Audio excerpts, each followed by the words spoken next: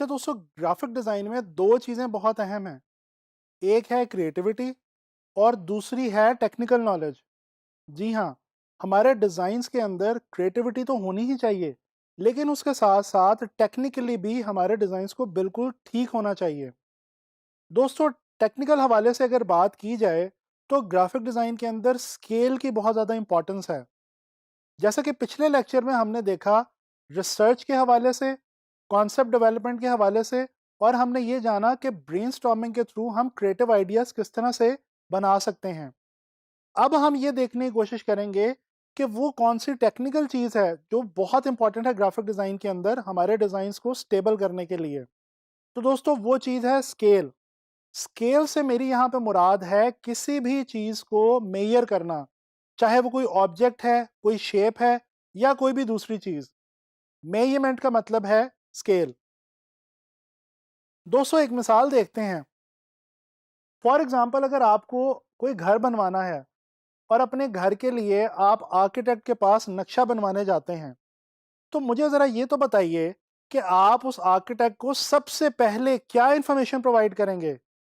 जी, आप उसको ये बताएँगे कि आपके घर का स्केल क्या है, यानी कि उसका साइज़ क्या है। उसके बाद ही उसके नक्शे के हवाले से बाकी तमाम चीज़ों को डिसाइड किया जाएगा। दोस्तों, याद रखें, आप कोई भी चीज़ डिज़ाइन करने लगें, डिज़ाइन करने से पहले उसके स्केल के हवाले से तमाम इम्पोर्टेंट इन्फॉर्मेशन लाज़मी कलेक्ट कर लीजिए। होता ये है कि जब हम ऑनलाइन फाइनेंस मार्केट प्लेसेस पे काम कर रहे होते हैं, तो कुछ क्लाइंट्स ने तो अपनी डिज़ाइन ब्रीफ के अंदर ही डिज़ाइन के हवाले से स्केल या साइज़ के बारे में भी बताया होता है, जबकि बाज़ क्लाइंट्स ने ऐसा नहीं किया होता।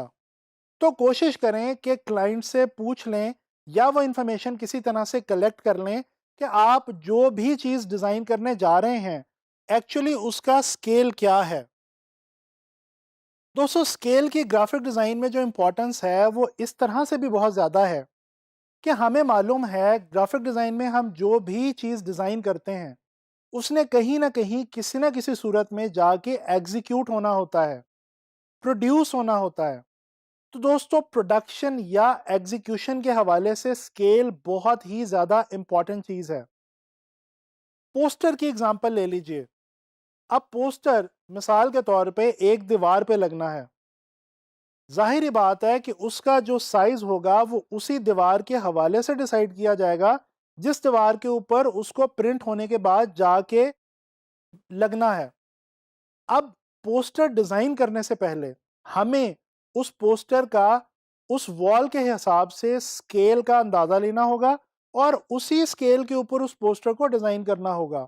अदरवाइज़ जब वो पोस्टर प्रिंट होके आएगा, तो वो उस दीवार के हवाले से छोटा या बड़ा हो सकता है।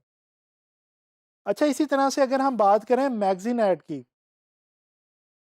दोस्तों हर मैगज़ीन का एक अपना ख़ास साइज़ और स्केल हुआ करता है।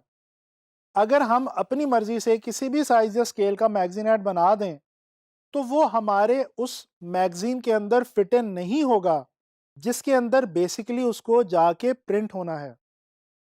इसके अलावा अगर बात की जाए वेबसाइट और स्मार्टफ़ोन के हवाले से, दोस्तों हम लोग वेबसाइट्स के ऊपर जो भी इंफॉर्मेशन देख रहे होते हैं, वो एक्चुअली वेबसाइट के स्केल के हवाले से डिज़ाइन की गई होती है, और वेबसाइट का स्केल डिपेंड करता है लैपटॉप की स्क्रीन के स्केल के ऊपर।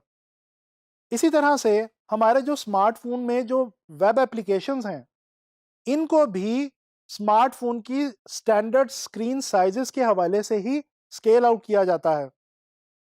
तो दोस्तों, हमें ये पता चला कि ग्राफिक डिज़ाइन के अंदर कोई भी आइटम डिज़ाइन करने से पहले हमें उसके एक्चुअल स्केल या साइज़ का पता होना ज़रूरी है।